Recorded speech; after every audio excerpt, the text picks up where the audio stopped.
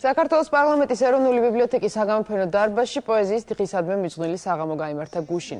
ღონისძიებაზე პოეტები, მსახიობები და მანანა ბებიაშვილის ლიტერატურული სახელოსნოს მოსწავლეები იღებდნენ მონაწილეობას, ასევე გუშინ აფხაზეთის მწერალთა კავშირის წევრის ბიძინა მგალობლიშვილის ლექსები მისმა ოჯახის წევრებმა და მეგობრებმა ფართო საზოგადოებას პირველად გააცნეს. საღამოს მიწურულს კი გასული საუკუნის 70-იან წლებში გადაღებული დოკუმენტური ფილმის სოხუმის ჩვენება გაიმართა.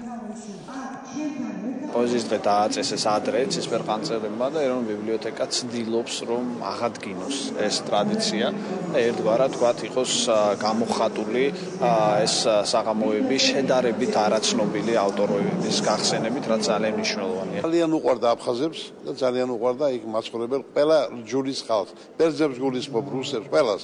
უყვარდათ, რა თქმა უნდა, ქართველებს. იმიტომ რომ ამაღლებული კაცი იყო და ვიღაც გარეცარმა ესროლა წვია. და დარჩა მე მგონი სიმბოლოდ შერიგების. აი პირველი ვინც შევა აფხაზეთში აუცილებლად ბატონ ბიძინას იმ სახლთან მივა, სადაც მას წვია ესროლეს. ასეთი დიდი კაცი იყო ბატონი ბიძინა.